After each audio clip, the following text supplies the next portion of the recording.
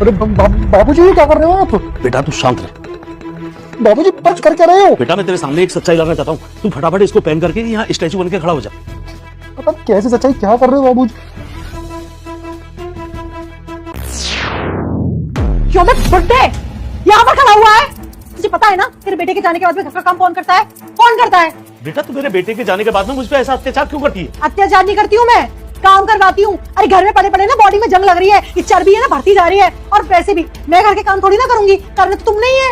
ये तो बेटा महिलाओं के काम है, झाड़ू लगाना वो करना, और ये काम तुम मुझसे करवाती है। अच्छा मतलब मैं यहाँ पर काम करने के लिए आई हूँ? और कौन सी महिलाओं के काम है ये? लिखा हुआ है क्या नाम? कहाँ लिखा हुआ है? मैंने तो नहीं पढ़ा आज तक। चुपचाप से ना मेरे से ज्यादा जुबान चलाने की जरूरत नहीं है, जितना मैं बोल रही हूँ ना उतना करो।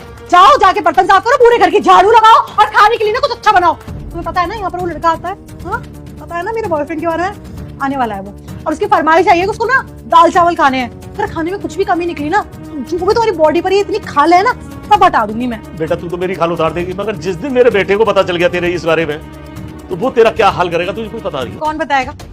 कौन बताएगा? तुम्हारे बेटे को कभी कोई कुछ बताने ही नहीं वाला, और ना उसको कुछ पता चलने वाला है। उसके पास में सिर्फ एक ही काम है, सुबह उठना, ऑफिस जाना, ऑफिस से आना और सो जाना, बस। पता चल चुका है मेगा।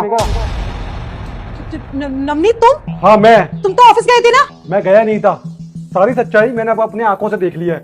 थोड़ी देर पहले बाबूजी आए थे, ये कपड़े दिए और मुझे मास्क पहना दिया, और मुझसे उन्होंने बोला कि तुझे कुछ सच्चाई दिखानी है। तब मैं समझ नहीं पाया था कि आखिरकार चल क्या रहा है, पर अब मैंने देखा कि तुम मेरे जाने के बाद में बाबूजी के साथ क्या करती हो, और तुम्हारा किसी के साथ अफेयर चल रहा है। अरे ऐसे कुछ भी नहीं है पापा जी, बताओ ना इनको कि हम दोनों मजाक कर रहे थे। मजाक कर रहे हो तुम? ये मजाक था? अरे कितना झूठ बोलोगी?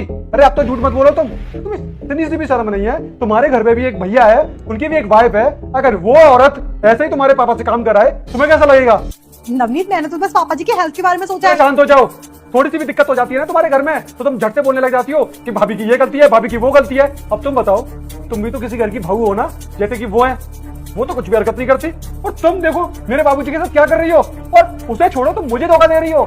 मैं जाता हूँ ऑफिस, काम करता हूँ, और हर रोज शाम का इंतजार करता हूँ कि मैं कब घर पहुंचूं। और बेटा मुझे देखकर इग्नोर मत करना।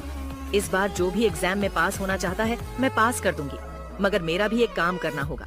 तुम्हें इस वीडियो को एक लाइक और चैनल को सब्सक्राइब करना होगा, और 5 सच्चे मित्र को शेयर करना होगा। तुम्हारे पास आऊं और तुमसे अच्छी तरीके से बात करूं, तुम्हारे हाथों से खाना खाऊं, तुम्हें कितना प्यार करता था मैं, और तुमने क्या किया? सब कुछ नष्ट कर दिया मेगा।